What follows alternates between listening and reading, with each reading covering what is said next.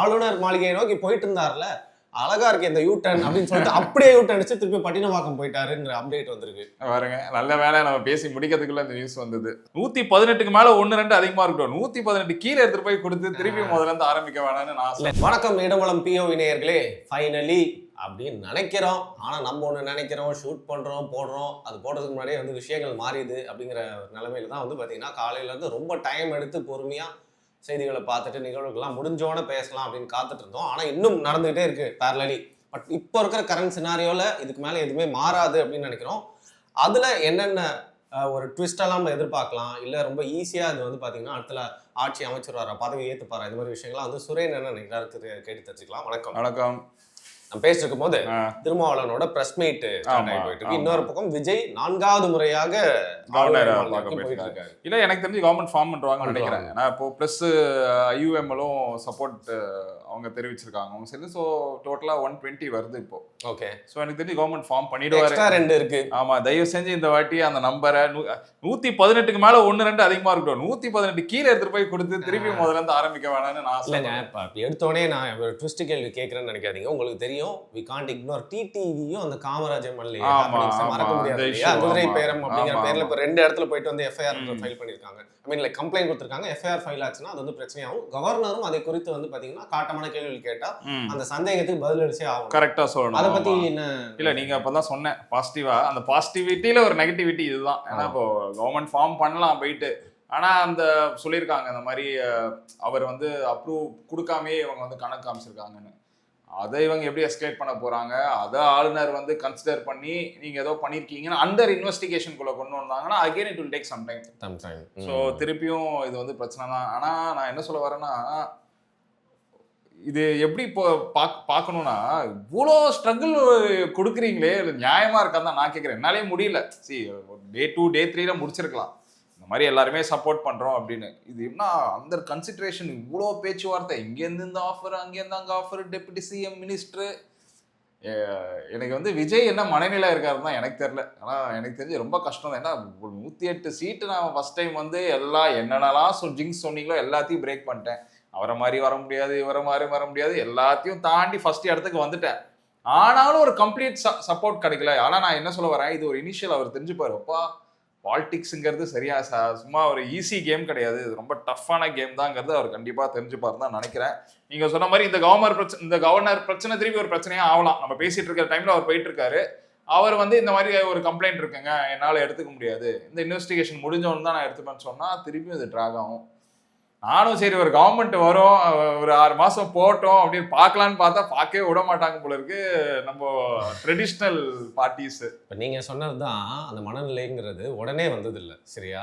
எல்லாருமே இதில் வந்து ஒரு எதிர்ப்பு, அதிர்ச்சி அப்படின்னு இருந்தவங்க இப்போ பெரும்பான்மையான மக்கள் உட்காரதான் விடுங்கினேன், ஆட்சி அமைச்சு தான் பார்க்கணும், அதுக்கப்புறம் என்ன நடக்குதான் பார்க்கலாம், எதுக்கு இப்படி இழுத்தடிச்சிட்டு இருக்கீன்ற மனநிலைக்கு வந்துட்டாங்க. இல்ல, அந்த மனநிலை தான் இருக்காங்க. எனக்கு என்னமோ பாசிட்டிவிட்டி அதிகமாகுது இதனால டிவிகே சைட்ல. ஏன்னா கண்டினியூஸா வந்து ஒருத்தனை வந்து எதிர்க்கிறதுங்கிறது அவர் விஜயே சொல்லியிருப்பாரு நிறைய மேடையில். அப்போ என்ன மட்டும் இப்படி பண்றாங்க, என்ன மட்டும் இப்படி பண்றாங்க, திருப்பியும் அதே ஆங்கிள் தானே போகுது. பட் இது எப்படின்னா over the period of time ரொம்ப டூ மச்சா செலிப்ரேட் பண்ணா நம்ம பார்த்துருக்கோம். அது சில டைம் அது வந்து ரிவர்ஸா மாறும். இப்போ வந்து இந்த அட்டென்ஷன் ரொம்ப அதிகமா இருக்கு விஜய் மேல. அவர் கவர்மெண்ட் ஆரம்பிச்சு சின்ன சின்ன மிஸ்டேக் வந்தா கூட அந்த விமர்சனங்கள் வந்து வெட்டிக்கிற அளவுக்கு இருக்கும். ஸோ திருப்பி அதை எப்படி தாண்டி வர போறாருன்னு தெரியல, மினிஸ்டர்ஸ் எப்படி ரெடி பண்ண போறாருன்னு தெரியல. பட் என்ன பண்ணாலும் வந்து நம்ம சைடில் வந்து நம்ம வந்து ஒரு பெரிய கங்க்ராச்சுலேஷன் சொல்லணும். இப்போ இந்த டைம் அவர் கவர்மெண்ட் ஃபார்ம் பண்ணணும் தான் நான் ஆசைப்படுறேன். எந்த பிரச்சனையும் இல்லாமல் 7ஆம் தேதியிலேருந்து இப்போ வரைக்கும் பிரச்சனையாகவே போகுது. நம்மளுக்கு ஒரு வீடியோ நேற்று 2 வீடியோ எடுத்தோம், அதை போட முடியல, எக்ஸ்பைர்டு 1 ஹவர்ல எக்ஸ்பைர்ட் ஆயிடுது.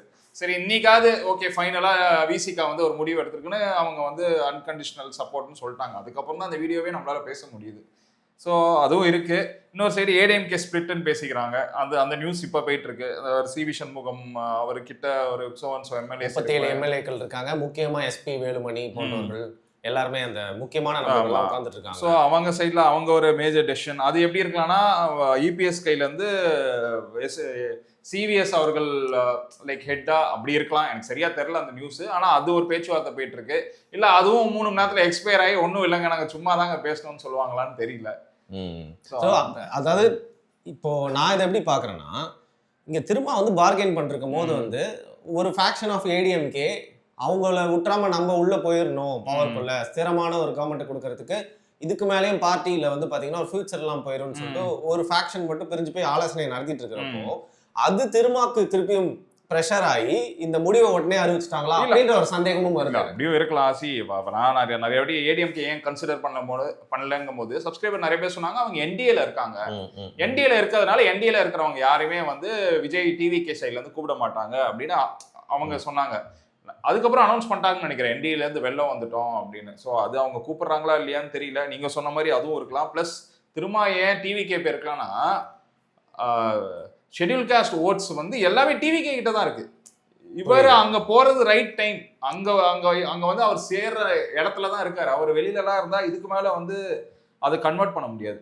ஸோ இந்த இடத்துல இருந்து அவர் திருப்பியும் ஒரு அரசியல், சரி நான் வந்து சரியான இடத்துல விஜய் அவர்களோட நின்னேன் அப்படின்னு சொல்லி அதை அரசியல் எடுத்துட்டு போகலாம். அது ஆப்போசிட்டால இருக்கு. இப்போ ஏற்கனவே வந்து உங்களுடைய நீங்க எந்த ஒரு ஒரு குழுக்காக எந்த ஒரு கமிட்டிக்காக அதிகமாக நீங்கள் செய்யணும்னு நினைக்கிறீங்களோ அதை ரெப்ரசென்ட் பண்ணுற ஒரு கட்சின்னு நீங்கள் சொல்லிட்டு இருக்கீங்க. ஆனால் பெரும்பான்மையான அந்த மக்கள் வந்து தாவேக்காக்கு ஆதரவாக போயிட்டாங்கன்ற பட்சத்தில் யூ வில் பி அப்சார்ப்ல. இப்போ எப்படி அண்ணா வந்து திமுக கிட்ட இருந்து ஹைஜாக் பண்ணாரோ, எப்படி எம்ஜிஆர் ஏடிஎம் கிட்ட இருந்து விஜய் ஹைஜாக் பண்ணாரோ, அதே மாதிரி திருமா கிட்ட இருந்து தலித்தையும் வந்து ஹைஜாக் பண்ணிடுற மாதிரி அப்சர்வ் ஆயிரும். இருக்காதுல்ல, இன்னைக்கு 2 சீட்டுன்றதுனால தேவை இருக்கு. ஹைஜாக் பண்ணிட்டாங்க, முடிச்சு போச்சு, முடிஞ்சிருச்சு. அவர் அதுதான் சரி என் மக்கள் அதிகமா அங்கதான் இருக்காங்கன்னு சொல்லிட்டு தான் அவர் வராரு. சரி அவருக்கு 1008 ஆஃபர் வந்திருக்கு. இந்த 2 சீட்டுனால அவங்க கவர்மெண்ட் ஃபார்ம் பண்ற இடத்துல இருக்காங்கன்னு, ஆனா என் மக்கள் அதிகமா அங்கதான் இருக்காங்க அப்படின்னு சொல்லிட்டு தான் அவர் சேர்ந்திருக்கணும். லாஸ்ட் அவர் அதை யோசிச்சாரா இல்ல வேற ஏதாவது யோசிச்சாரான்னு எனக்கு தெரியல. ஆனா நல்ல விஷயமா தான் பாக்குறேன். இதை வந்து ஸ்டார்டிங்லேயே சொல்லலாம். இது நான் திருப்பி எப்படிமா என்ன நெகோசியேஷனுக்குள்ள போறீங்க, ஏன் இவ்வளோ டைம் எடுத்துக்கிறீங்க, அது இனிஷியலாகவே சொல்லியிருக்காங்கல்ல. ஏன்னா நேற்று சிபிஐ சிபிஎம் சொல்லும் போதே ஓகே நாங்களும் வரோம்னு சொல்லியிருக்கலாம்.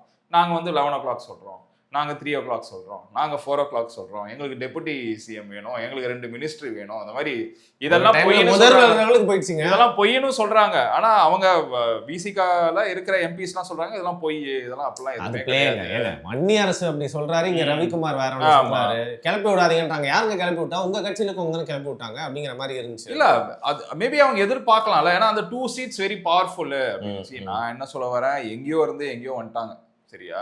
இவங்களோட அதிகமா வாங்கினவங்க இவங்களோட கம்மியா வாங்கியிருக்காங்க, அதெல்லாம் பார்க்கணும். தேமுதிக வந்து 10 கேட்டு 1 தான் வாங்கியிருக்காங்க. விசிகாவுக்கு 8 கொடுத்து 2 ஜெயிச்சிருக்காங்க.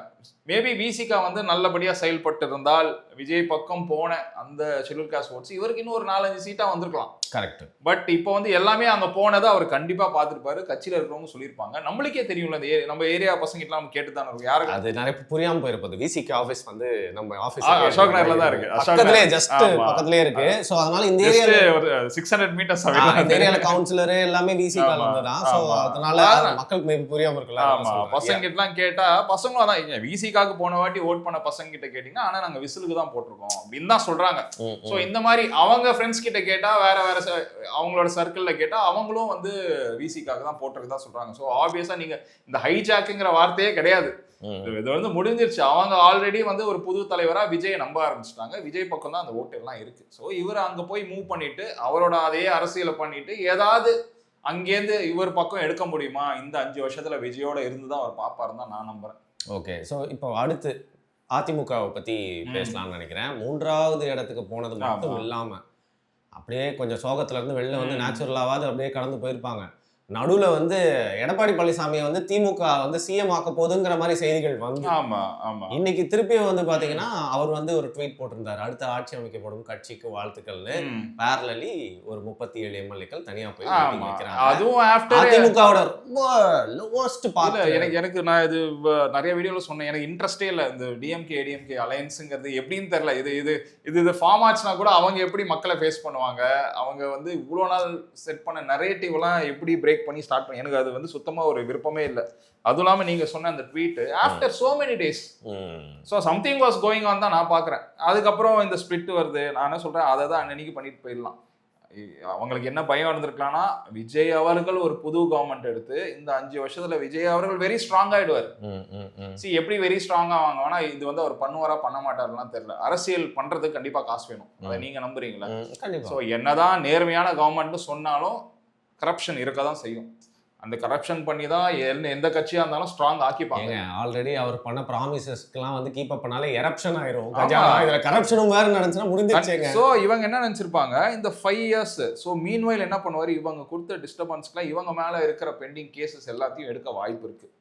சரியா, இவங்க 2 பேரும் இருக்காங்களா, புது கவர்மெண்ட், சரியா, புது ரூல், யார் யார் என்னென்ன பண்ணியிருக்காங்கன்னு இவர் ஆசைப்படனால பாருங்க, இவங்க இப்பேற்பட்ட ஆளுங்க அவங்க, அதுவும் அவங்க விருப்பப்பட மாட்டாங்க.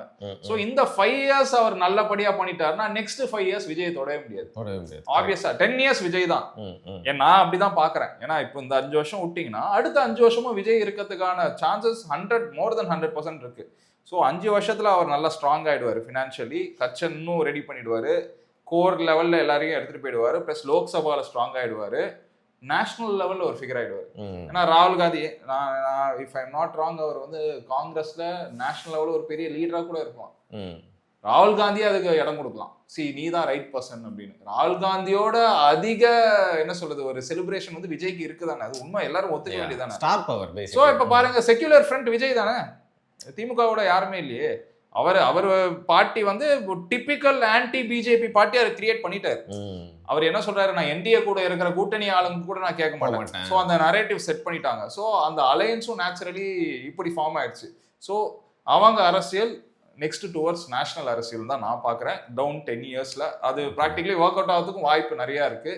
இதுல இவர் என்ன நல்லது பண்றாரு, இவர் கரப்டடா, இவர் கரப்ஷன்ல மாட்டிக்கிறாரா, இல்ல இதெல்லாம் தாண்டி ஒரு நல்ல கவர்னன்ஸ் கொடுக்குறாரா, பிஜேபி எதிர்த்து ஒரு அரசியல் கிரியேட் பண்ணுவாராங்கிறதுலாம் அவங்க வெயிட் பண்ணி தான் பார்க்கணும். ஆனா அதுக்கான சான்சஸ் நிறைய இருக்கு. அவங்க நரேட்டிவும் அதான். ஓகே, ஸோ பேசிக்லி பிஜேபியில இருந்து இப்போ இன்னொரு விஷயம் சொல்றாங்க, அது நரேட்டிவா இல்லை உண்மையானு தெரியல, வெளிநாட்டுல இருந்து ஹெவி ஃபண்டிங் வந்திருக்கு.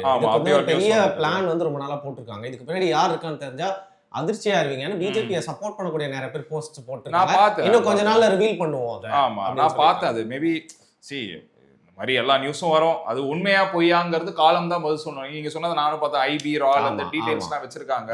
இந்த மாதிரி வேற சோர்சஸ்ல இருந்து இவங்களுக்கு ஃபண்ட்ஸ் வந்திருக்கு.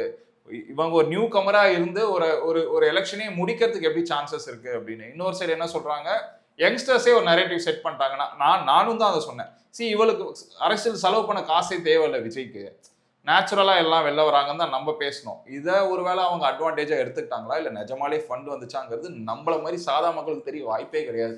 இது வந்து ஏதாவது ஒரு இன்வெஸ்டிகேஷனுக்குள்ள வந்து அது கோர்ட்ல போய் அவங்க சொல்லி, அண்ட் மோர் ஓவர் அரசியல்னு வந்துட்டா எல்லாம் மொல்ல மாதிரித்தனமும் பண்ணி தான் ஆகணும். இவங்க யார் யாரெல்லாம் சொல்றாங்களோ அவங்களும் பண்ணிட்டு தான் வந்திருப்பாங்க. ஸோ அரசியல் எப்படி ஃபேஸ் பண்ணுவோம், ஃபேஸ் பண்ணிட்டு போக வேண்டியதுதான். நிஜமாலே ரொம்ப ஒரு மோசமான ஒரு நிலைமை இருந்தால் நம்ம கண்டிக்கிறோம். அதை மேபி அவர் வந்து நல்ல கவர்மெண்ட் கொடுத்து அதை மறைக்கலாம். நம்ம வேற யாருமே பண்ணலையா, எங்கெந்தோ ஃபண்ட்ஸ் வருது, எவ்வளோ ப்ரொட்டஸ்ட்க்கு ஃபண்ட்ஸ் வாங்கினது, இந்த நியூஸ்லாம் கேள்விப்பட்டிருக்கோம். ஸோ நல்ல கவர்மெண்ட் அமைக்கிறதுக்கு வந்தா சரி, அப்படி இல்லைன்னா அது தப்பு தான், அது வந்து குற்றம் தான். ஏன்னா நம்ம வந்து ஆட் மேன் அவுட்னு சொல்லி தான் இங்கே வந்திருக்கோம். நம்ம இப்போவே போஸ்டர் கல்ச்சர், நான் அது இதுலேயே சொல்லியிருந்தேன், டிவிகேல வந்து கத்தியை வச்சு கட் பண்றாங்க, அது கண்டிக்கணும். இப்போ போஸ்டர் கல்ச்சர், ஸ்ட்ரீட்டோட நேம் போர்டில் போயிட்டு போஸ்டர் ஒட்டியிருக்காங்க. அதை சொந்த அந்த போஸ்டர் கல்ச்சர் மாறணுங்கிறது தான். அந்த சேஞ்ச்லாம் நான் இந்த யங்ஸ்டர்ஸை எப்படி விஜய் கண்ட்ரோல் பண்ண போறாருங்கிறது எனக்கு ஒரு பெரிய question mark. It's very very difficult. ஏன்னா அவங்க தான் மேட் ஃபேன்ஸ், அவங்களால தான் ஜெயிச்சிருக்காரோ. இவங்களோட மேட்னஸ் அவர் எப்படி கண்ட்ரோல் பண்ண முடியாது. நான் அதுதான் முக்கியமா பாக்குறேன். ஏன்னா இவங்க ஃபேன்ஸ் எப்படி இருக்கலாம்னா, நம்மள மாதிரி விமர்சனம் பண்றவங்களாம் இருக்கலாம். ஏதாவது ஒரு தருணத்துல வந்து விஜய் அவர்களை இப்பயே நம்ம பேசிட்டு இருக்கோம், அந்த ஃபேன்ஸ்லாம் இப்படி இருக்காங்கன்னு, ரோட்ல போகும்போது அடிக்கிறதுக்கான வாய்ப்பு இருக்கு. சரியா, என் தலைவனை இப்படி பேசிட்டியா. ஸோ அந்த காட் வர்ஷிப்பு அதெல்லாம் வந்து அவங்க நிறுத்தி ஒரு ப்ராக்டிக்கல் அரசியலுக்குள்ள வரணும். சட்ட ஒழுங்கு பிரச்சனை வந்து வெறும் இந்த மாதிரி ரவுடிசம் பண்ணணும்னு அவசியம் இல்லை. இந்த மாதிரி என் தலைவனை அடிச்சிட்டியான்னு ரோட்ல போய் ஒருத்தனை அடிச்சாலும் அது ரொம்ப ஒரு கவனம் இருக்குன்னா இந்த மாதிரி சின்ன சின்ன தவறுகள் கூட ரொம்ப பார்த்ததே பெருசாயிரும். நம்ம இந்த வீடியோட ஸ்டார்டிங்ல சொன்னதுதான், ஒரு வீடியோ பண்ணி போடுறதுக்கு முன்னாடி மாறிட்டே இருக்குன்னு சொன்னாங்களே, பேரலி வந்து நம்மளுடைய கேமரா பர்சன் வந்து நிறுத்தி ஒரு அப்டேட் ஒன்று கொடுத்துருக்காரு. என்னன்னா, ஆளுநர் மாளிகையை நோக்கி போயிட்டு இருந்தார்ல, அழகா இருக்கு இந்த யூ டர்ன் அப்படின்னு சொல்லிட்டு அப்படியே யூ டர்ன் அடிச்சு திருப்பி பட்டினப்பாக்கம் போயிட்டாருன்ற அப்டேட் வந்திருக்கு. பாருங்க, நல்ல வேலை நம்ம பேசி முடிக்கிறதுக்குள்ள இந்த நியூஸ் வந்தது. ஸோ திருப்பி என்ன ஆரம்பிக்க போறாங்கன்னு தெரியல. இந்த வீடியோ பண்ணது வேஸ்ட் ஆயிடுமோன்னு எனக்கு தோணுறதுக்குள்ள ஒரு அப்டேட் வந்துருச்சு. மக்கள் ஓட்டு போட்டது வந்து வேஸ்ட் ஆகாம இருக்கணும் அப்படின்னு நினைக்கிறேன். நம்ம என்ன பண்ணலாம், நம்ம அப்டேட்டை வந்து மீதி இருக்கிற விஷயங்கள்லாம் அப்படியே செகண்ட் வீடியோக்கு எடுத்து வச்சுட்டு தயவு செய்து இந்த வீடியோ உடனே மக்கள் கிட்ட கொண்டு போய் சேர்க்கலாம்.